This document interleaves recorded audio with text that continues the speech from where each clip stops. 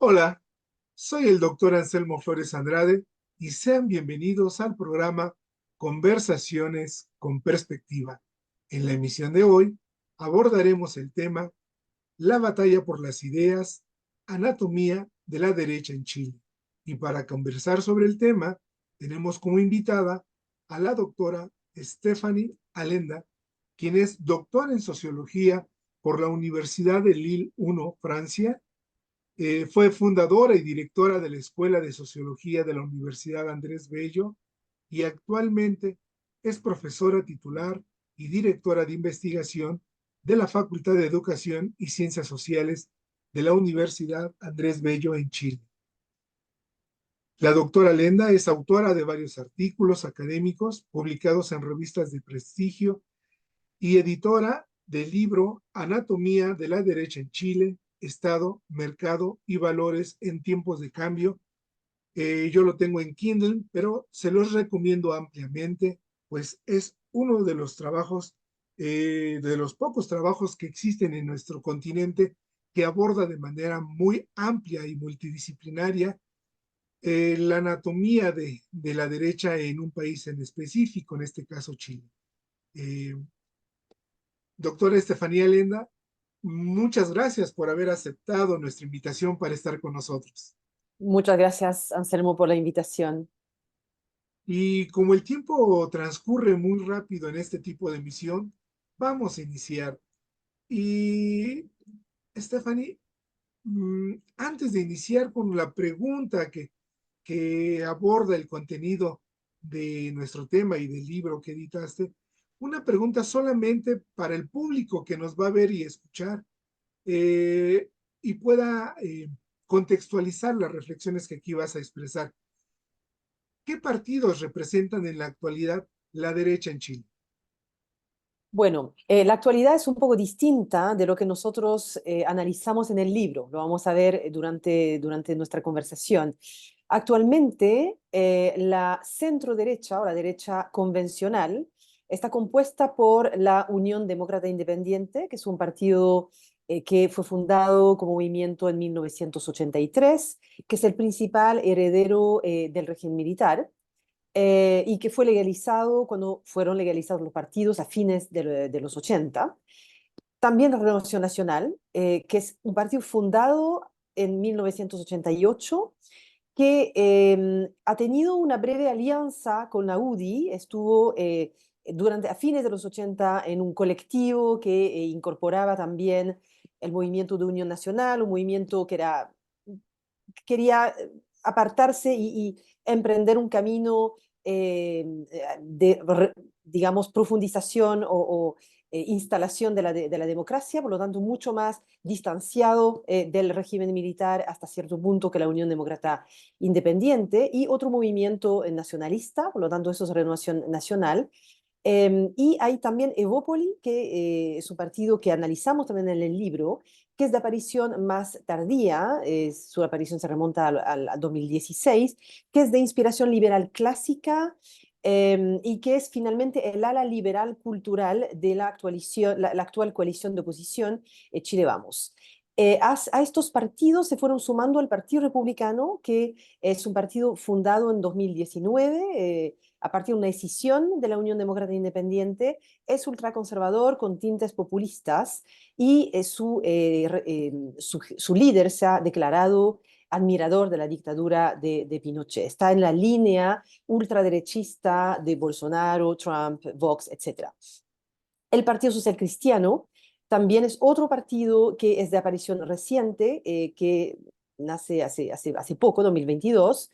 Se desprende también, muchos militantes provienen del partido republicano, y por último el Partido Libertario, que acaba de crearse, que es también, al igual que el Partido Social Cristiano, un partido que podemos ubicar a la ultraderecha de Chile Vamos. Qué bien que nos comentas esto y para que el público que nos va a ver y escuchar vea el espectro que conforma lo que se denomina de manera muy amplia la derecha en Chile, pero en nuestra conversación de hoy y sobre todo que son los partidos que abordan el libro que editaste, en donde tú también tienes dos artículos muy importantes. Vamos a hablar de cuatro, que es Evópoli, PRI, Renovación Nacional y la UDI. Entonces, Exactamente. tomando en consideración esto que nos acabas de decir, la primera pregunta con la cual quiero iniciar esta conversación, ya más propiamente, es ¿cómo ha evolucionado la derecha en Chile desde el regreso de la democracia en 1990? A ver, hubo varias etapas o diferentes etapas. La primera, para ser breve, ¿no? Hay un primer intento de construcción de una derecha más liberal y progresista al momento en que aparece el MUN que mencioné, que es un poco el origen de Renovación Nacional. Eso fue en los 80, ¿no? 86, etcétera. La UDI emprende una moderación programática un poco más tardía porque está mucho más ligada de manera muy clara, explícita, reivindicada con el régimen militar. Entonces, lo que observamos en el caso de la UDI, que es el partido hegemónico dominante durante mucho tiempo en la derecha chilena, es que, por supuesto, que después de la detención de Pinochet en 1998, facilita un poco el camino de desprendimiento del legado de la dictadura y vamos a observar una moderación programática. ¿Qué significa eso? Que tenemos un candidato en 1999, que es Joaquín Lavín, que va a empezar, que compite contra Ricardo Lagos y que va a empezar a defender posiciones mucho más pragmáticas, mucho menos doctrinarias, que era un poco la característica de la UDI hasta la fecha. Y esto va a permitir que esa moderación vaya de a poco instalando candidatos muy competitivos porque logran acercar ciertos elementos de su discurso, del propio discurso de la centroizquierda, ¿no? Hablan de estado de bienestar, de movimiento sindical, de fortalecer el sindicalismo en algunos de los candidatos de Chile Vamos. Y nosotros hicimos ese estudio que no está precisamente en este libro, en otro capítulo que va a salir, y vemos realmente cómo estos discursos se van acercando. Entonces, esto como pavimenta un poco el camino a la llegada al poder de Sebastián Piñera en 2010, y es lo que vamos a llamar, bueno, es una derecha liberal que llega al poder. Sebastián Piñera es originalmente de Renovación Nacional y está cercano un poco a estos jóvenes profesionales que admiran mucho la herencia económica del régimen de Pinochet, pero que se distancian mucho también de la otra cara del régimen, que es la violación a los derechos humanos, ¿no? Entonces, hay ahí una nueva derecha que va a empezar a instalarse. Sebastián Piñera es muy sui generis dentro del sector, ya que votó por el no en el plebiscito del 88, y por lo tanto va a instalar una derecha más liberal en lo cultural, para empezar, ¿ya? Mucho más apegada a la defensa de los derechos humanos y también un poco a la superación de este clivaje izquierda-derecha, ¿no? Logra captar un electorado mucho más amplio, obviamente, que el electorado tradicional de su sector, precisamente porque ofrece promesas de buena gestión, ¿ya? Y eso funciona bien, y empieza a desarrollar también o instalar temas como protección del medio ambiente, justicia social, todos estos temas que son postmateriales y que empiezan a conformar esa nueva imagen de una derecha renovada. Entonces, ahí tenemos otra etapa, ¿no? De un primer gobierno que es, por un lado, empuja fuertemente muchos proyectos también liberales en la agenda valórica, ¿eh? Es bastante distanciado de la dictadura. De hecho, Piñera, en ocasión del 40 aniversario del golpe militar, se refiere a los cómplices pasivos de la dictadura, lo que fue obviamente un golpe muy fuerte para su sector, y también se encamina también a expandir políticas sociales un poco en la línea de lo que fueron los gobiernos de la concertación, ¿ya? De hecho, se acuñó la imagen de su gobierno como quinto gobierno de la concertación. Eso, por lo tanto, sería una suerte de, no sé si tercera etapa, porque la etapa grande es la moderación programática a la que se va sumando la UDI, ¿no? Digamos que es la consagración de esa moderación programática al llegar la derecha al poder. Tenemos otra etapa, que es el 2017, segunda candidatura de Sebastián Piñera, radicaliza sus posturas sin lograr dudas en reacción a lo que fue el gobierno de Michelle Bachelet. Hay una fuerte crítica de la derecha a los efectos de las reformas estructurales y los resultados económicos del gobierno de Michelle Bachelet. Por lo tanto, se radicaliza. Por mientras aparece una derecha más a la derecha, un poco una derecha más conservadora, que es la de José Antonio Cast, que tiene una trayectoria que será larga de explicar, pero en todo caso renuncia a la UDI en 2016 y va a empezar a apelar a ciertos temas, orden, seguridad, etcétera, y va a ir creciendo cada vez más. Inicialmente consigue en la elección del 2017 8% del voto, de los votos, lo que no es una suerte de núcleo duro que lo apoya y va a ir creciendo hasta posicionarse en segundo lugar bueno, en segunda vuelta de la última elección presidencial. Por lo tanto, ahí tendríamos otra etapa de una derecha ultra que emerge y que disputa la hegemonía a la derecha tradicional en el sector. Interesante, Stephanie. Dos preguntas que quiero vincular, pero que espero que puedas responder de manera separada. La primera es, en tu opinión, desde el punto de vista ideológico y programático, ¿qué temas eh, distinguen a esa derecha del pinochetista de la actual? O si lo prefieres, la segunda pregunta que está vinculada es, ¿qué tan nueva es esta nueva derecha en Chile? Bueno, es nueva en la medida en que logra avanzar de manera significativa en temas valóricos, como lo mencionaba. La derecha chilena tradicionalmente es muy conservadora, como varias derechas en el mundo, y por lo tanto, durante los gobiernos de Piñera, se logra aprobar la ley de matrimonio igualitario, la ley de identidad de género. Hay muchos avances que son empujados también por Evópoli, este partido que mencionábamos, Evolución Política, que es el partido, el ala más liberal en lo valórico, en lo cultural de Chile Vamos. Por lo tanto, ahí hay una diferencia muy grande y de hecho estos proyectos de ley fueron muy criticados y muy debatidos al interior de la coalición porque tanto Renovación Nacional como la UDI no dejan de tener un ala bastante conservadora que estaba inicialmente muy opuesta a esos proyectos. Entonces, al empujar también esas reformas digamos, progresistas en lo cultural, por supuesto que esto fortaleció o, digamos, también motivó la organización de una derecha reaccionaria, ¿no? Que reaccionara a digamos, una moderación que fue interpretada como una traición a los principios fundantes de la derecha. Y también la derecha tradicional avanza en temas redistributivos también, ¿no?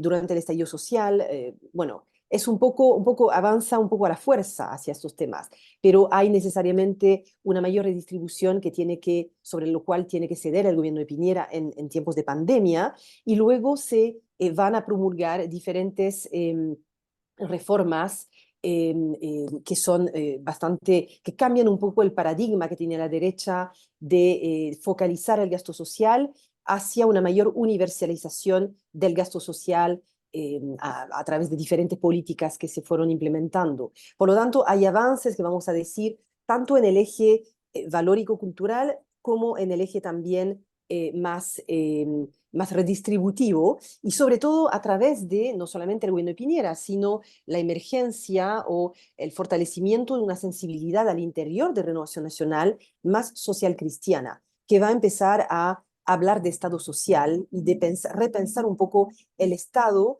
hacia un modelo, obviamente nunca tan solidario como lo que podría desear la izquierda, pero mucho más, con políticas mucho más universales y de mayor cobertura social. Entonces ahí Sí, hay una diferencia muy grande porque la ultraderecha es libertaria, es decir, que hay ahí más bien un planteamiento de reducir el tamaño del Estado, y esto no tiene que ver con el liberalismo que defiende, digamos, es una suerte de liberalismo a ultranza que no comparte Chile Vamos, aunque sean también ambos defensores del modelo económico liberal. Es lo que los une a la hora de la verdad cuando tienen que pelear o competir contra la izquierda, pero hay grados ahí en términos de posiciones. Qué bien que comentas esto último, Stephanie, porque efectivamente en el libro, el público que nos va a ver y escuchar, en tu libro de Anatomía de la Derecha en Chile, encontrarán ese análisis más fino y pormenorizado, porque efectivamente no todos estos o estos cuatro partidos de los que aborda el libro eh, están en la misma sintonía. Hay algunas diferencias o hay desunión en algunos temas, como la migración, en fin, y esto para que el público sepa que a pesar de que todos comparten una ideología en general, en temas muy específicos, pues sí se nota esa diferencia ideológica y pragmática.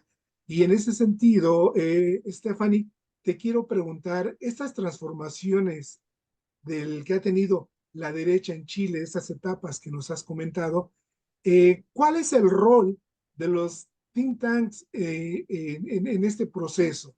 Es decir, ¿cuál es el rol de la ideología y estrategias políticas de la derecha en Chile que les ha proporcionado estos think tanks o cuál es su relación con la derecha? Bueno, lo que hay que decir primero, y que esto figura en la literatura especializada sobre la derecha en América Latina, más allá de Chile, ¿no? La derecha se caracteriza por tener cierto patrón de acción basado en ejercer influencia sobre la agenda política a través precisamente de los think tanks, ¿no? Son uno de las organizaciones de la sociedad civil que permiten llegar a esa influencia sin necesariamente controlar el Ejecutivo. Eso formó parte un poco de la doctrina de la derecha durante mucho tiempo, hasta esa moderación programática que mencionaba con Lavín, ¿no? En que más bien la idea era influir sin gobernar necesariamente, ser influyentes pero sin gobernar. Entonces, eso como punto de partida. Ahora, ese patrón, ¿no? Ese poder de influencia caracterizó mucho a la derecha durante las dos primeras décadas posteriores a la recuperación de la democracia, ya que no tuvo que someter a cuestionamiento el modelo económico, ¿no? El ideario que fue construido durante la dictadura, ¿cierto? Ya que era como un modelo de sociedad que era aceptado y de hecho fue muy bien administrado por los diferentes gobiernos de la concertación. Por lo tanto, la derecha chilena estuvo como sumida en lo que Mansuy llama un letargo intelectual, ¿no? Eso va a cambiar, aunque obviamente los think tanks de derecha hayan aparecido en Chile, en América Latina mucho antes, ya en los años 50, no puedo desarrollar, hay un capítulo que está dedicado a los think tanks en el libro, y bueno, los think tanks se dedicaban a redactar los programas gubernamentales, a asesorar a los parlamentarios, como en muchas partes del mundo. Lo que sí cambia con el primer gobierno de Sebastián Piñera, por lo tanto 2010-2014, es que se va a observar una mayor diversificación de esos think tanks, tanto del perfil de los integrantes de esos think tanks como de las propuestas que van integrando. Y ahí vamos a empezar a ver delinearse un poco las nuevas ideologías, entre comillas, ¿no? Las principales ideas que van rondando en el sector. ¿Por qué esto sucede? ¿Por qué esa reorganización antes de llegar a eh, cuáles son o cuáles son las principales líneas ideológicas? Es que hay ahí la idea de la nueva derecha, de Piñera, va de la mano con la necesidad de dotar al sector de mayores propuestas intelectuales, ¿ya? De sofisticar un poco las ideas. Entonces, eso es muy importante. Y luego el sentido de urgencia que se deben a las movilizaciones del 2006, pingüinas, de los escolares, de los secundarios y de los estudiantes en 2011, que van a acrecentar un poco la percepción de una ausencia total de narrativa de parte de la derecha, ¿no? Por lo tanto, hay una suerte de miedo al cambio de paradigma que parece instalar el gobierno de Michelle Bachelet y que parece también empujado por las movilizaciones sociales del 2011. Entonces se reorganizan y se van a moderar precisamente en ciertas propuestas. Va a haber un primer think tank, digamos, uno de los think tanks nuevos va a ser ligado a Evópoli, a Evolución Política, y va a ser bien liberal en lo cultural, ¿no? Se llama Horizontal. Aparecen todos más o menos en el 2010-2011 y va a defender temas como la diversidad sexual, la política migratoria, la descentralización, la agenda medioambiental. Todo eso va a ser un poco el tema de un liberalismo, una vez más, que se mueve en un eje más cultural que económico, porque son muy liberales en lo económico. Y es lo que hace la conexión con los demás partidos de Chile Vamos. Un poco lo que tú decías, son partidos, ahora son tres porque el PRI desapareció, por lo tanto me refiero solamente a UDI, Renovación Nacional y Evópoli. Son efectivamente distintos en ese ámbito, en ese aspecto de la UDI y Renovación Nacional. Entonces, ese es uno de los una de las primeras líneas ahí ideológicas. La segunda es una línea más social cristiana, que va a ser defendida por dos think tanks, el IES, el Instituto de Estudios de la Sociedad, y otro que es más chico que se llama Idea País, ¿no? Entonces ellos más bien están, bueno, rechazan un poco esta idea del think tank típico que mencionábamos, que operó mucho durante los 90, que como formulaba políticas públicas o asesoraba gobiernos, elaboraba programas de gobierno. Están más con la idea de abordar problemáticas actuales desde diferentes disciplinas y tienen una muy alta producción de libros, de columnas de opinión, están muy presentes como líderes de opinión en diferentes ámbitos. Eh, y por lo tanto se posicionan ellos con un carácter más académico, aún que horizontal, que produce también ciertas políticas, digamos, se formulan políticas públicas también. Y diría que el tercer eje que se observa en estos think tanks es un eje más libertario, a través de otro think tank, se llama Fundación para el Progreso, que nace en los mismos años y que es que realmente busca como resguardar la doctrina neoliberal, ¿no? Entonces ahí hacen mucha formación de jóvenes, y son muy en la línea realmente digamos, de los grandes eh, pensadores del neoliberalismo, ¿no? Friedman, Hayek, etcétera. Entonces, estos serían un poco los tres ejes, y en términos ideológicos te diría que agregaría otro más, por lo tanto, socialcristianismo, libertarianismo, em, bueno, una dimensión, un eje liberal cultural, ¿ya?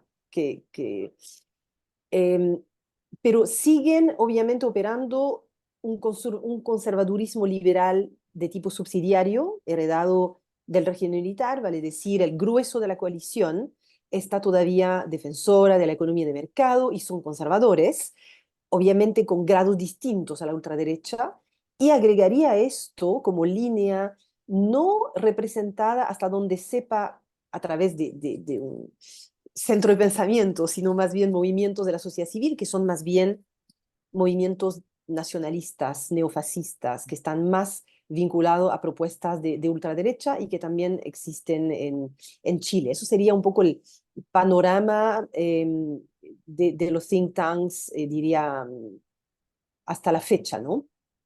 Interesante.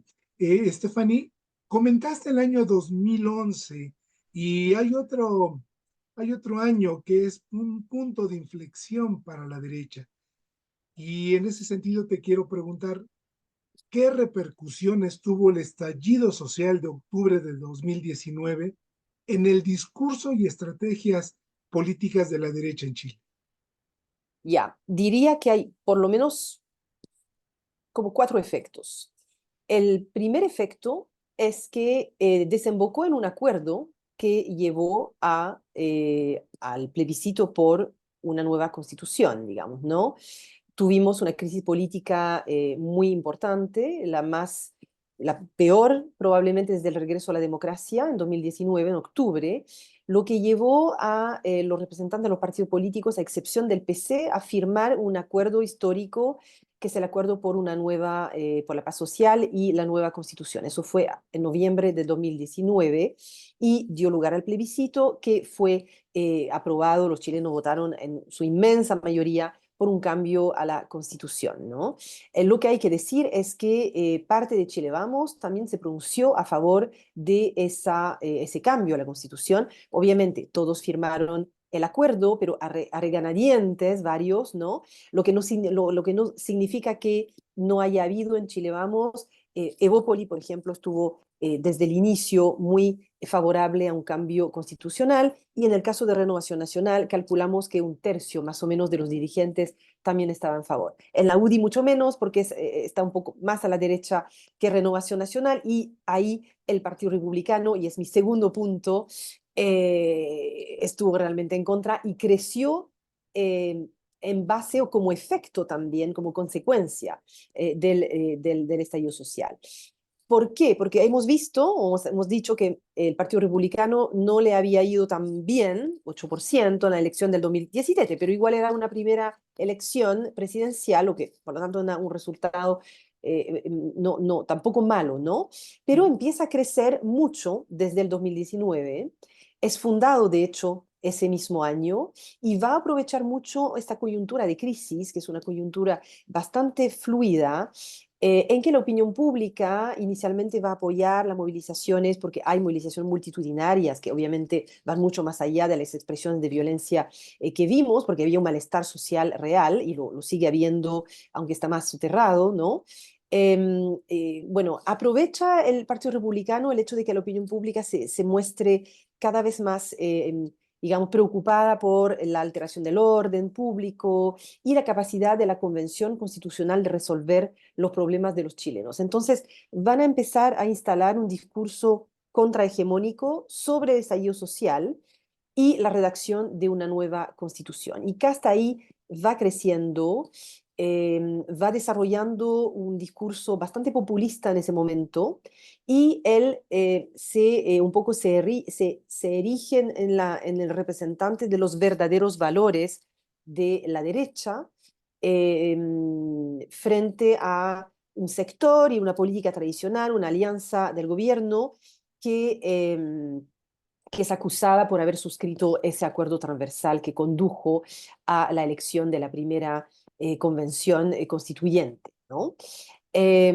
La postura de Kast, por lo tanto, como sabemos, va a encontrar un eco favorable en el plebiscito de septiembre de 2022, ya que se rechaza el primer texto constitucional, y luego va a seguir creciendo hasta que también le vaya muy bien en la segunda elección de la Convención Constituyente, que se llama Convención Constitucional entonces, y por lo tanto tiene una trayectoria regular, pero ascendente igual, y hay que ver qué va a pasar. Pero todo eso es como un efecto finalmente del clima que instala el estallido social. Tercer efecto, fortalece también el estallido social otro proyecto, que es un proyecto que ya mencionamos, que es un proyecto más social cristiano, de una derecha mucho menos ortodoxa en lo neoliberal, y que va a criticar mucho esa ortodoxia. Em, ¿En qué se expresa ese fortalecimiento? En el apoyo a esa nueva constitución, vale decir que inicialmente la UDI no apoya mayoritariamente ese cambio, una parte mayoritaria en Renovación tampoco lo hace, pero vamos a ver que los candidatos a la presidencia en la última elección presidencial de 2021 adoptan todos un apoyo al cambio constitucional, que también la UDI va a asumir como tal en esos años, vale decir 2 años después del 2019, y también defienden un Estado social, ¿no? Entonces ahí hay otro efecto. Esos grupos de dirigentes están principalmente, o sea, derecha social cristiana ubicada en Renovación Nacional, pero también como articulada con ciertos think tanks, la sensibilidad que vimos en ciertos think tanks también social cristianos. Y el último efecto es que el gobierno de Piñera se abre a políticas más redistributivas, va a tener que dejar de lado también esta ortodoxia presupuestaria, y ya lo empezaba a mencionar, pero hay la adopción de políticas universales, como por ejemplo una ayuda a las personas que perdía el empleo durante la pandemia, perdón, o también una pensión garantizada universal que también es aprobada en 2022. Así que hay ahí una mutación también de este paradigma más subsidiario, más focalizado, heredado del neoliberalismo, hacia un modelo mucho más universalista, más basado en garantía de derechos. Interesante. Stephanie, en tu opinión, ¿cuál es el estado de la derecha tras el plebiscito de diciembre de 2023? Es decir, ¿sale fortalecida, sale relegitimada? En tu opinión, ¿cómo queda la derecha tras los resultados de diciembre del 23?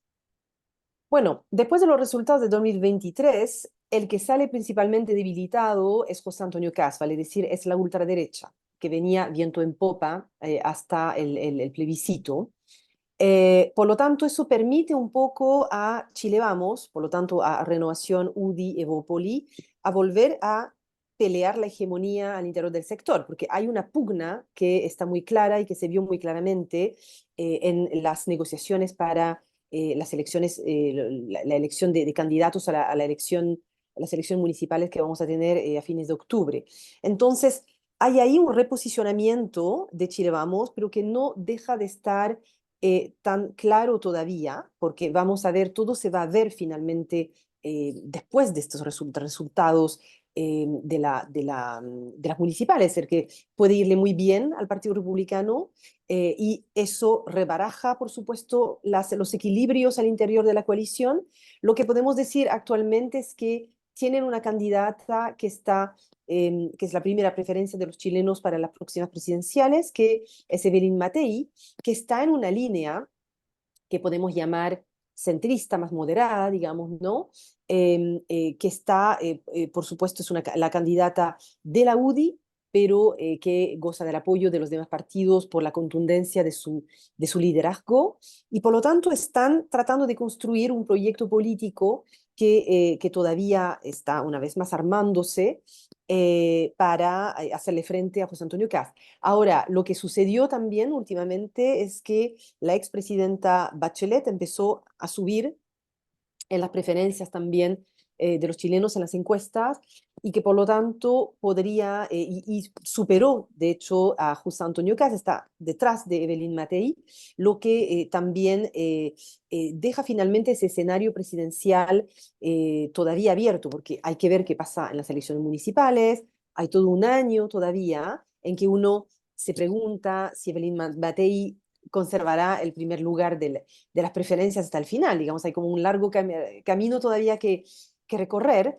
Entonces, no, la única, lo único que podemos decir que fue favorable a la centroderecha fue precisamente que al rechazarse por segunda vez el texto constitucional y considerando la mayoría, el control que tenía el Partido Republicano sobre la redacción de ese texto, el castigo finalmente, como lo resintió mucho más José Antonio Caz y su partido, ¿no?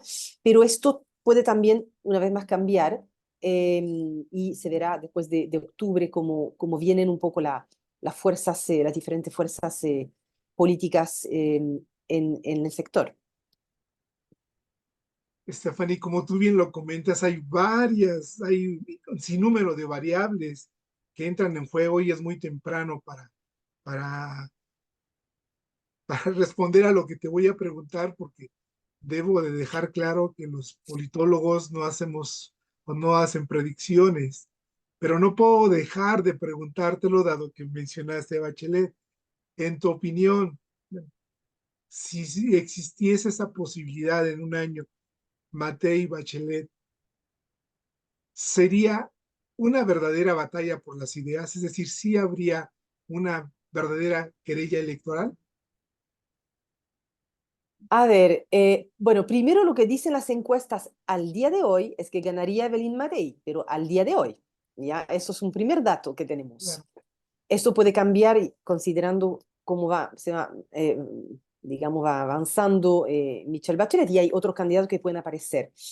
Ahora, respecto a la batalla de las ideas, a ver, son mucho más, a ver, Matei va a tratar, por supuesto, de captar un elector más moderado, más centrista, lo que por supuesto que va a ser también la otra candidata o candidato de centro izquierda. Por lo tanto, nunca vamos a ver una batalla tan, digamos, con tantas diferencias como lo que podríamos tener, incluso hasta cierto punto, porque en segunda vuelta cualquier candidato, incluso de ultraderecha, puede también moderar hasta cierto punto discurso. El tema es eso no creíble, ¿no? En el caso de Evelyn Matei, es creíble en la medida en que ella ya fue candidata, tuvo un discurso en 2013 que se asemejó mucho al de Michelle Bachelet, es donde la moderación programática es como, como llegó a su punto culmine, ¿no? En Chile Vamos en ese momento. Por lo tanto, batalla de las ideas, yo creo que pugna por convencer más al electorado sobre temas claves que preocupan a los chilenos. Seguridad, por ejemplo, ¿no? ¿Cuál es el balance del actual gobierno? Pensando en una candidatura que no fuese Michelle Bachelet, pero que podría ser perfectamente Carolina Toa, la ministra del Interior. Entonces, si es un balance del actual gobierno, ¿qué lograron hacer? Entonces, tratar de ver cómo la Carta de Chile Vamos propone medidas mucho más eficientes que su opositora, digamos, ¿no? Yo creo que se va a mover en matices, pero bueno, y también la defensa del modelo económico, pero actualmente la centroizquierda está gobernando con posiciones y con ideas que se van cruzando, aunque de manera no son exactamente igual, pero se cruzan con las de la centro derecha, el tema de la seguridad, por ejemplo, ¿no? Y el tema también ¿De inmigración?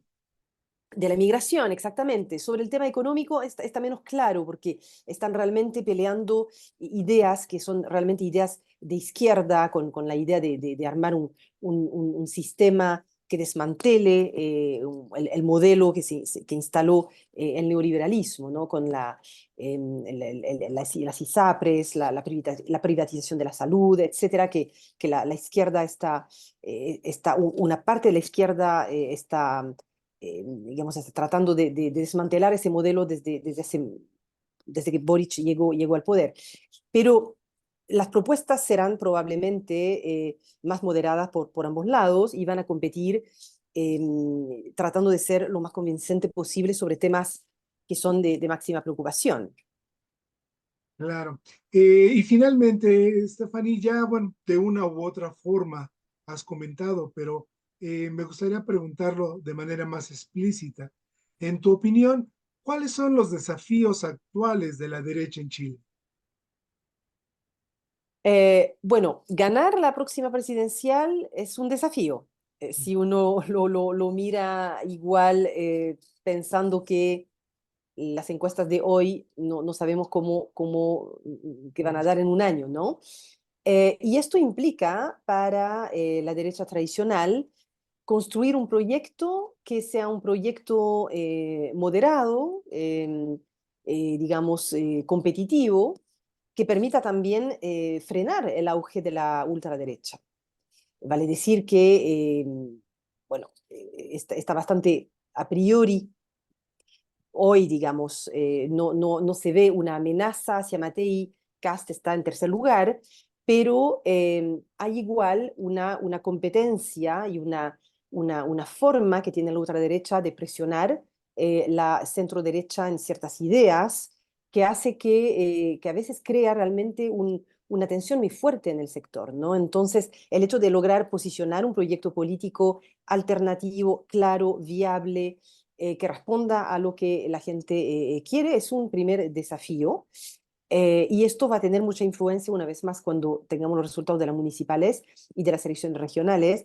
Vamos a ver un poco cuánto la centro derecha puede alejarse de ciertos planteamientos más radicales de la ultraderecha también, ¿no? Porque sí le va muy bien al Partido Republicano, probablemente que al interior del sector la influencia será mayor y ahí el partido que más resiente eso de alguna manera es la UDI, ya que muchos de los militantes y dirigentes del Partido Republicano provienen de este mundo.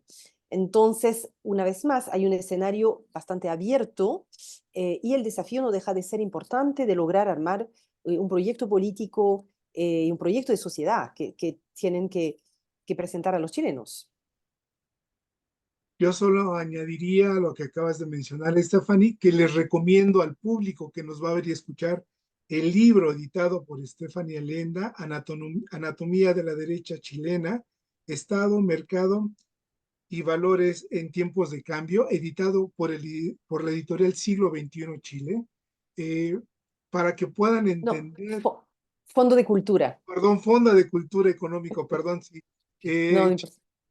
y para que puedan comprender y contextualizar todo esto de lo que hemos hablado aquí de manera muy sintética, dado el tiempo que tenemos. Fondo de Cultura Económica 2020 fue la primera edición y estamos esperando una segunda ampliada, seguramente ampliada, para que todos podamos adquirirla nuevamente. Por lo pronto pueden ustedes adquirirla a través de Kindle y solo me resta decir, soy el doctor Anselmo Flores Andrade y fue un placer haber conversado con la doctora Stephanie Allenda, profesora titular y directora de investigación de la Facultad de Educación y Ciencias Sociales de la Universidad Andrés Bello en Chile. Una vez más, gracias Stephanie por tu tiempo y por tus valiosas reflexiones y hasta la próxima emisión. Muchas gracias de nuevo por la invitación. Chao.